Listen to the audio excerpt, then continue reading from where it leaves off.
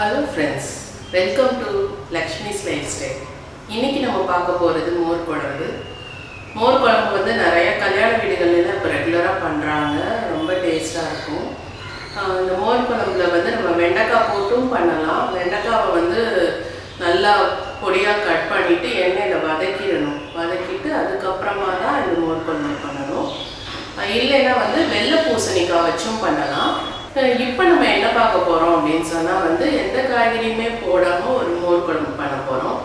இது பார்த்தீங்கன்னா ரொம்ப ஒரு குயிக்கான ரெசிபி. நம்ம வெளியில் போயிட்டு வீட்டுக்கு வந்த உடனே ஒரு அவசரமாக ஏதாவது ஒரு குழம்பு பண்ணணும், வீட்டில் எந்த காய்கறியுமே இல்லை, அந்த மாதிரி டைமில் வீட்டில் இருக்கிற தயிரை வச்சோ இல்லைன்னா ஒரு தயிர் பாக்கெட் கூட வாங்கிட்டு வந்து நம்ம அந்த குயிக்காக இந்த மோர் குழம்பு பண்ணிடலாம். வாங்க அதை எப்படி பண்ணலான்னு பார்க்கலாம். இப்போ மோர் குழம்புக்கு தேவையான பொருட்கள் என்னென்னு பார்த்துடலாம். ஃபஸ்ட்டு வந்து நான் தயிர் எடுத்து வச்சுருக்கிறேன். ஒரு 3/4 கப் அளவு தயிர் எடுத்து வச்சுருக்கிறேன். அதுக்கப்புறம் இந்த மோர் குழம்புக்கு அரைக்கிறதுக்கு என்னென்ன தேவைன்னு பார்த்துடலாம். தேங்காய் வந்து ஒரு 1/4 மூடி அளவு தேங்காய் எடுத்து வச்சுருக்கிறேன். 4 பச்சை மிளகா, ஜீரகம் 1 டேபிள் ஸ்பூன் அளவு எடுத்துருக்கிறேன், கொஞ்சம் மஞ்சத்தூள், இதெல்லாம் நம்ம வந்து அரைச்சிக்கிறணும்.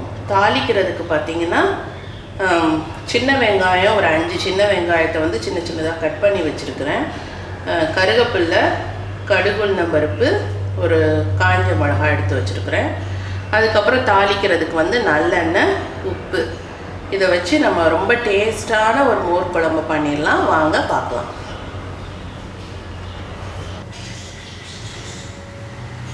இப்போ பாத்திரத்தை நான் மோர் குழம்பு பண்ணுறதுக்கு பாத்திரம் வச்சுருக்கிறேன். இதில் பார்த்தீங்கன்னா ஒரு 2 டீஸ்பூன் அளவு நான் எண்ணெய் விட்டுக்கிறேன் தாளிக்கிறதுக்கு. எண்ணெய் காஞ்சிருச்சு. இப்போது கடுகுளுந்தம்பருப்பு,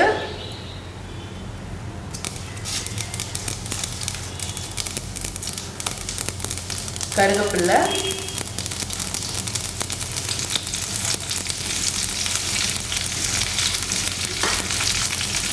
காஞ்ச மிளகா, அப்புறம் நம்ம கட் பண்ணி வச்சுருக்கிற சின்ன வெங்காயம், இதை போட்டு நல்லா வதக்கிடணும்.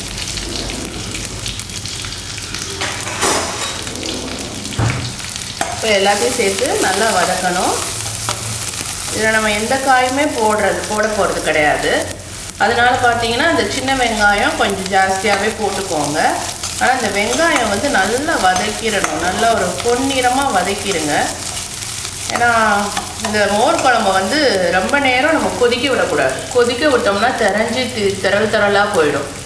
ஸோ நல்லா கெட்டியாக வந்து நம்ம சாப்பிடும்போது நல்லா இருக்கணும் அப்படின்னு சொன்னால் அது வந்து கொதிக்கிறதுக்கு முன்னாடியே நம்ம ஆஃப் பண்ணிடணும். போட்டு ஒரு 2 நிமிஷம் தான் அந்த தயிர், நம்ம அரைச்ச விழுது எல்லாம் சேர்க்குறோம் பார்த்தீங்களா, அதெல்லாம் வந்து சேர்த்து ஒரு 2 நிமிஷத்துலேருந்து 3 நிமிஷத்துக்குள்ளே நம்ம அதை ஆஃப் பண்ணிடணும். அதுதாங்க அந்த மோர் குழம்போட சீக்ரெட்டு. மற்றபடி இதுக்கு ரொம்ப நேரமும் ஆகாது, ரொம்ப அதிகமான பொருள் கூட தேவை கிடையாது. வெங்காயத்தை மட்டும் நல்லா வதக்கிக்கோங்க. இதை வந்து நீங்கள் குயிக்காக பண்ணிடலாம். இந்த அரைச்சி எடுத்து வைக்கிறதுக்கு வந்து ஒரு 5 நிமிஷம்னு வச்சுக்கிட்டா கூட இந்த குழம்பு பண்ணுறதுக்கு ஒரு 2-3 நிமிஷம், 10 நிமிஷத்தில் வந்து ரொம்ப சீக்கிரமாக பண்ணிடலாம். ஸோ 10 நிமிஷம் குழம்புனா இது வந்து ஒரு ஆப்டான குழம்புங்க. பட் ஆனால் ரொம்ப டேஸ்ட்டாக இருக்கும். நீங்கள் ட்ரை பண்ணி பாருங்கள். இப்போ பார்த்தீங்கன்னா வெங்காயம் நல்லா வதங்கிடுச்சு.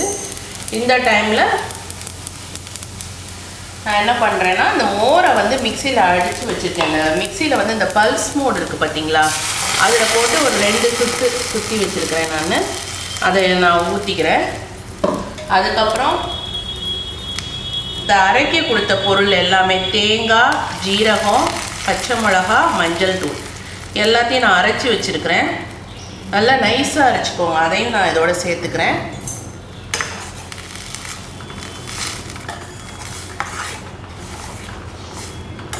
இப்போ கொஞ்சமாக இதில் தண்ணி ஊற்றிக்கலாம்.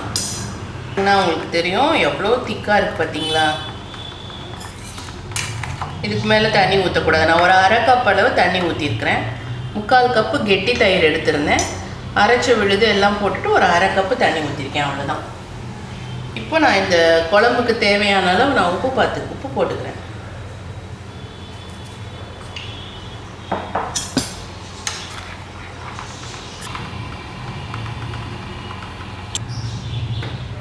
மோர் குழம்பு ரெடி. என்னோட சேனல் உங்களுக்கு பிடிச்சிருந்ததுன்னா சப்ஸ்கிரைப் பண்ணிக்கோங்க. கூடவே ஒரு பெல் ஐக்கன் இருக்கும், அதை கிளிக் பண்ணிங்கன்னா நோட்டிஃபிகேஷன் ரெகுலராக வரும். தேங்க்யூ.